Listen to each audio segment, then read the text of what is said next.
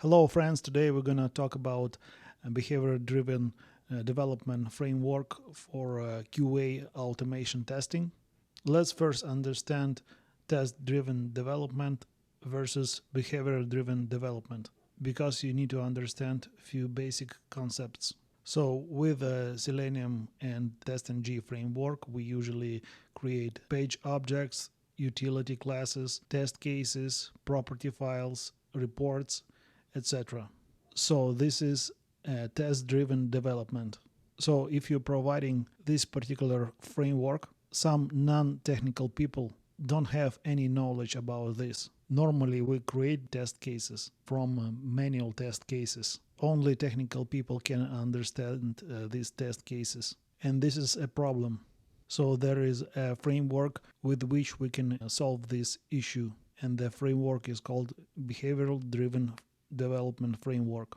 So the code that I will write, the non-technical people will be able to understand this. Usually to build a test-driven development framework, we use Selenium and TestNG, but with a behavioral-driven development framework, we usually use Cucumber. Also, there are more available tools to support this framework.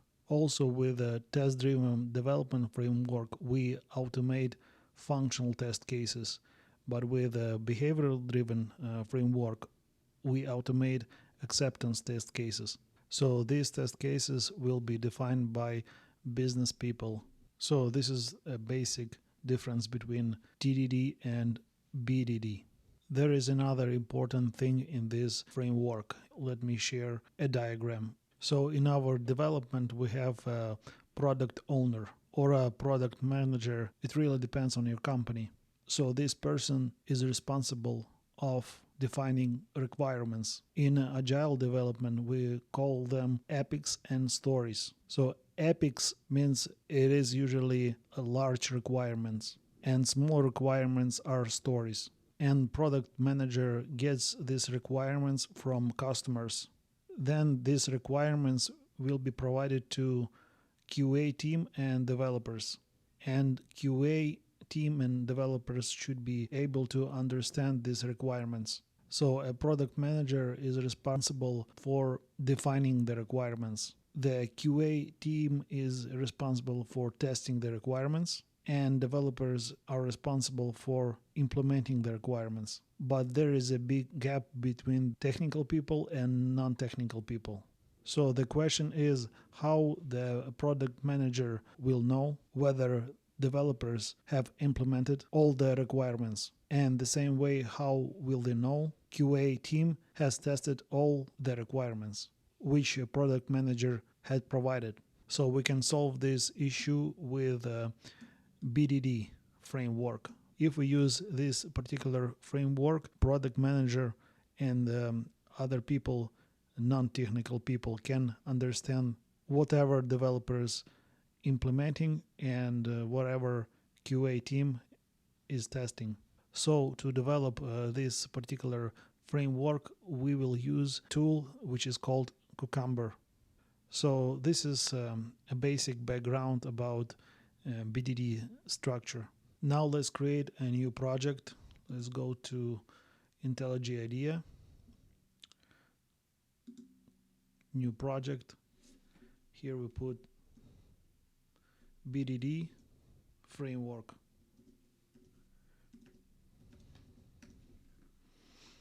Gonna use GDK 20 Java Maven project. So once we created a new project, we gotta update POM XML with all required Cucumber and Selenium dependencies. And lots of people make mistakes here. They run into some issues. So if POM XML successfully updated, we don't run into any issues. So here I'm gonna give you some names of the dependencies, and then you can download them by yourself. So here you are. It's a Cucumber core, Cucumber HTML, Cobertura, then Cucumber Java, Cucumber JUnit. Here I made a typo. It's supposed to be Cucumber JVM depths, then Cucumber reporting, Hamcrest Core, Gherkin, Selenium Java, and JUnit. So let's go to POM XML. Here I will paste all dependencies that I will need and click update. Now all dependencies are up to date. Next step, we need to add IntelliJ Cucumber plugin. So to do this, we gotta go to IntelliJ IDEA, Settings, Plugins. For this section, we gotta search for Cucumber.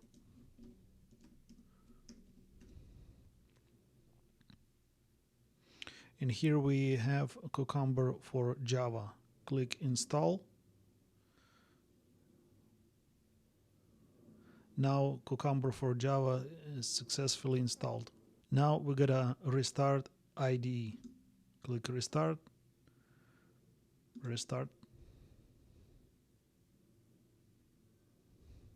Next step that we gotta do is to add JUnit library. So to do this, we gotta go to File, Project Structure, and from here we gotta go to Modules, click on Dependencies tab, then click on this plus button, Library, and Java.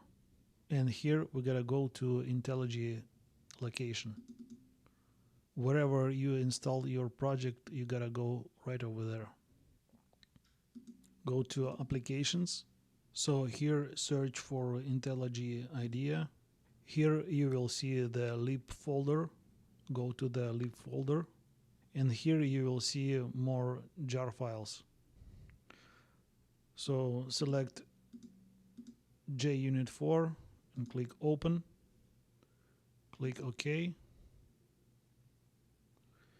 And let's do it same with other folders. Go to Application.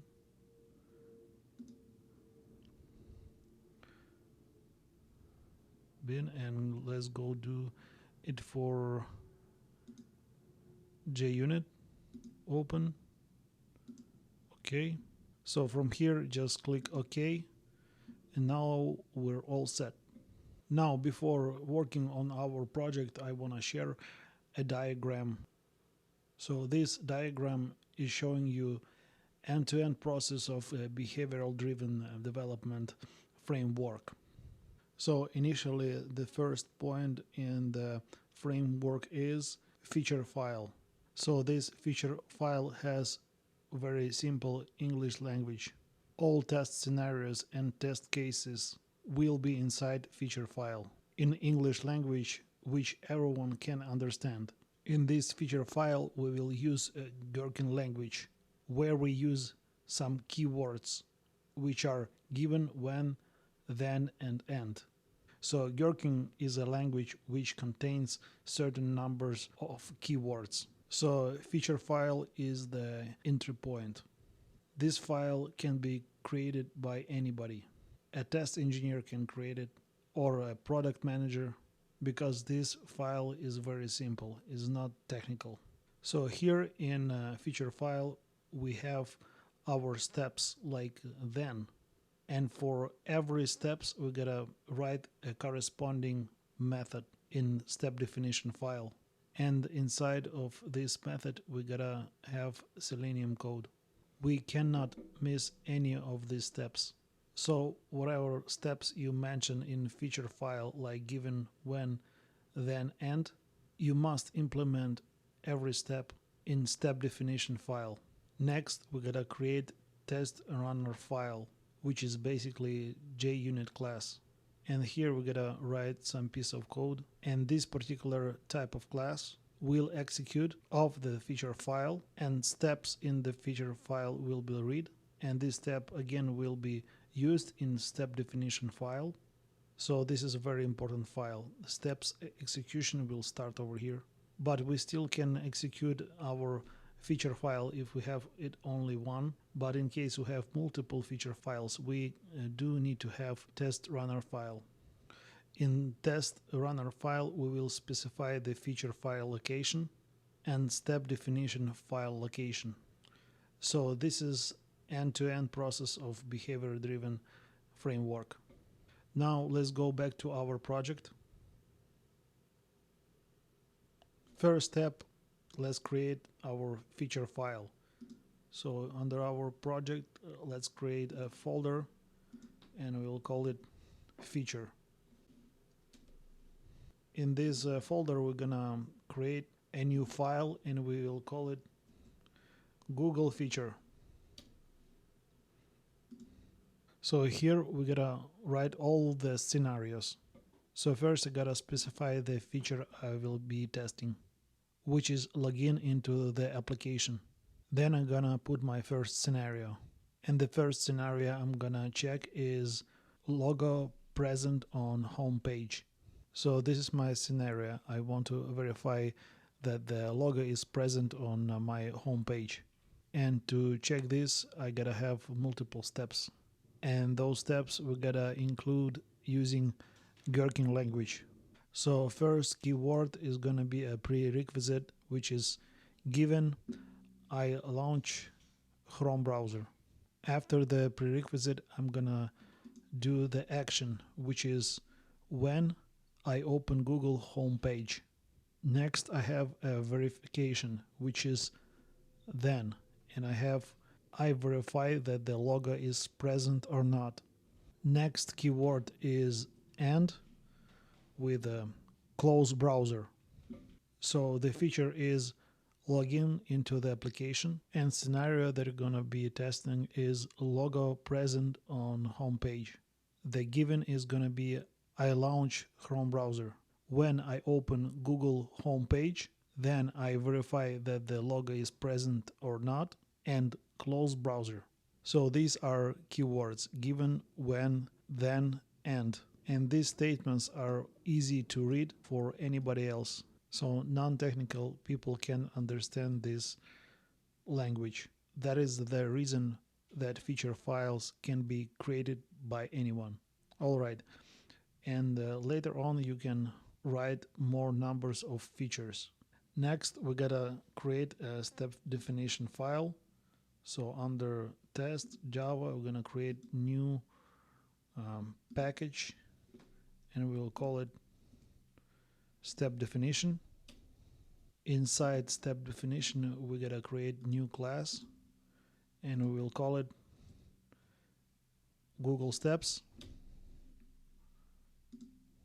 Now I will show you the simplest way how to run these methods. Go back to Google feature file and click run.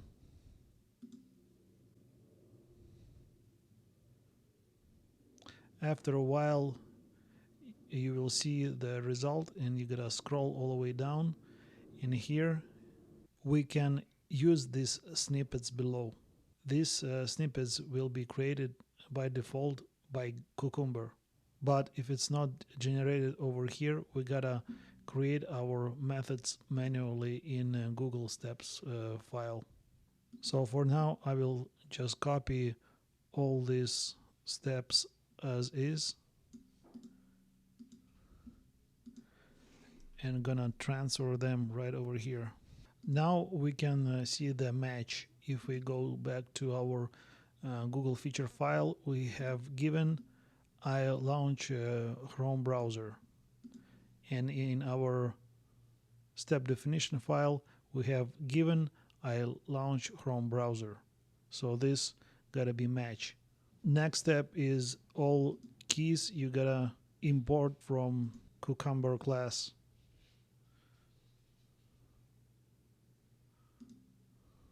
One by one. So next step is we gotta remove these lines. We don't need them anymore.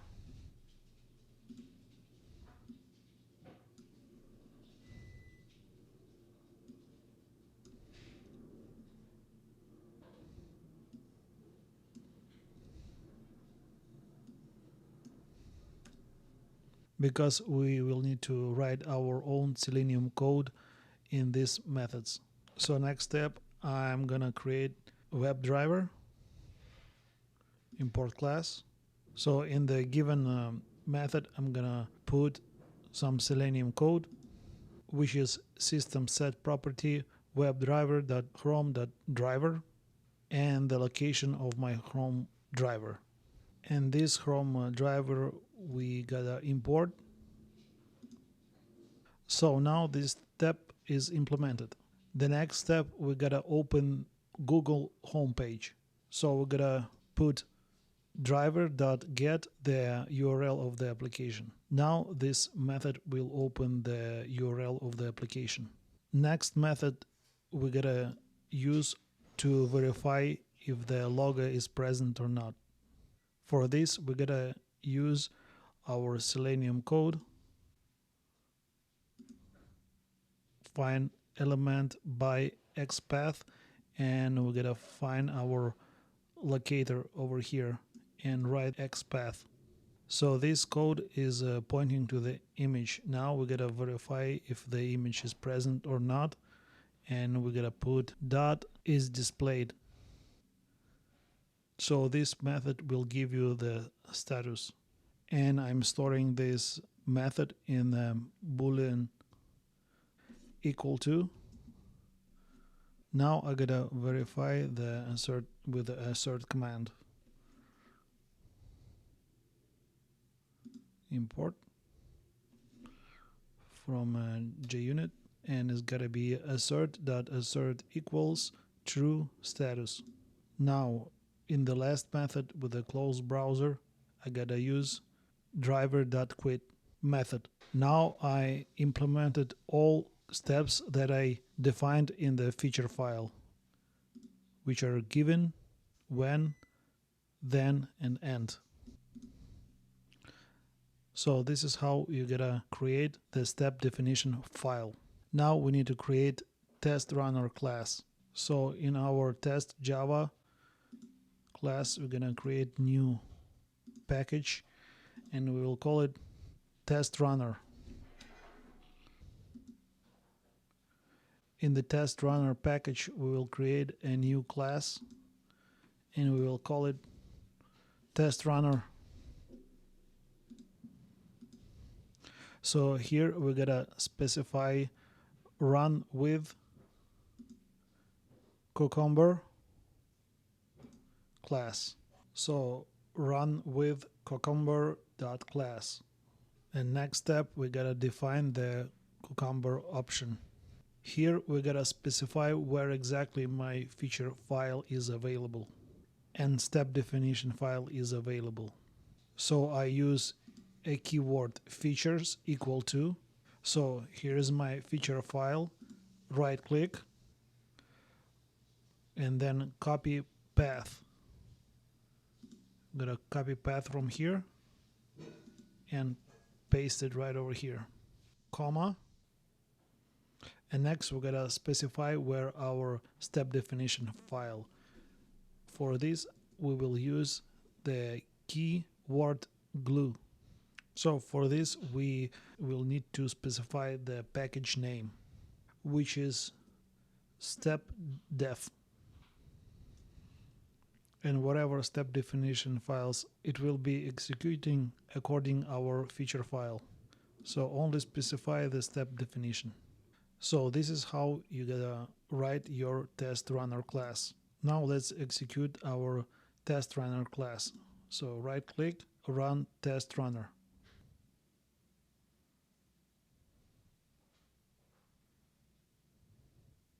Now once I run my test runner, it will start executing my all step definitions. I can see my test has passed. Now our project is successfully completed. To recap, we gotta implement our feature file with a corresponding test definition file. And to integrate these two files, I created test runner class. So this is how behavioral driven development test framework works with Cucumber. Thank you very much for watching and see you next time.